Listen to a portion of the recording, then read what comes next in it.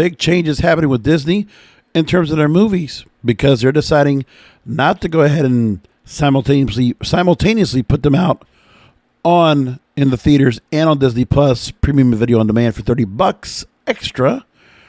Looks like they're going to change things up. They want to go ahead and try to have their movies out exclusively to hit the theaters. So they're not getting any drop off of the movies from the kind of money that they could be making. And this is because of how well Marvel's Shang-Chi and the Legend of the Ten Rings did. Because it wasn't available to stream. Nobody could pirate it. So it actually did pretty good on the run, $94 million Labor Day weekend. Which is extremely important for the fact that now you know that the movie theaters can make money. The box office can do well. So they're going to continue to do that. There we go. So here's what we got coming up right now. Walt Disney's Encanto, a Latino-based animated feature, will about Thanksgiving Day weekend with a 30-day exclusive theatrical window before appearing on Disney+. 5 other movies coming up will have 45 days to run in the cinemas before they go to Disney+. That's The Last Duel on October 15th, Ron's Gone Wrong, October 22nd, Marvel's Eternals, November 5th, West Side Story, December 10th, and The King's Man, December 22nd. That's the plan right there.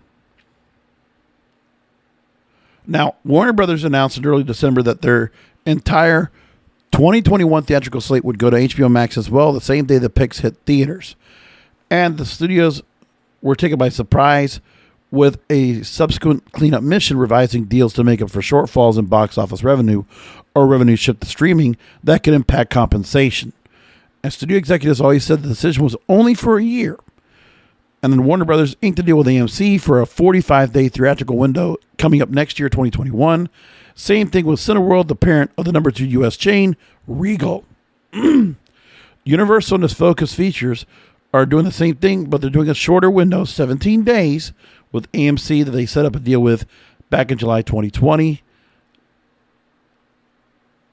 And Cinemark getting a 31-day theatrical window before movies from them, Universal, go to streaming, wherever that might be.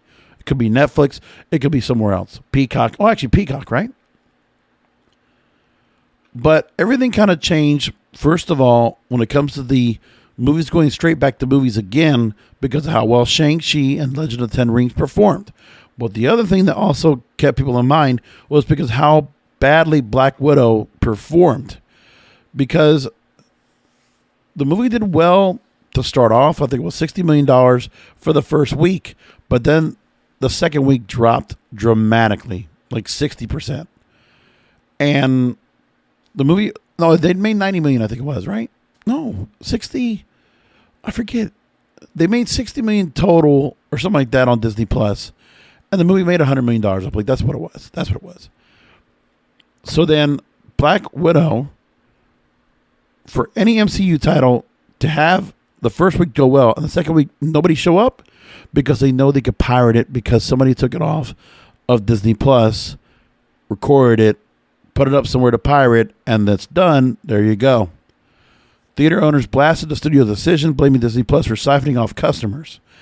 And since many Marvel fans are repeat viewers, heading to theaters multiple times for the same film, piracy was also an issue because digital distribution gets ripped off copies into pirate sites faster.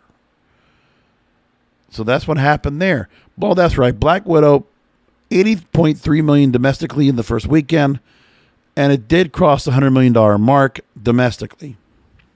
But then Scarlett Johansson filed a lawsuit on July 29th, claiming the studio breached her contract with the hybrid release and that she wasn't getting that much money from the Disney Plus side as it was to the movie side. She had a $20 million upfront deal, but the contract only requires a wide theatrical release, which there was. So the fight's going to continue with that. That's how it's going to be done. And so there was one movie that definitely was going to move off until next year with no chance of putting it out on Christmas Day, and that's Top Gun Maverick, which gets pushed back now to Memorial Day weekend, 2022. There you go. We're going to leave it there. I'll talk to you next time.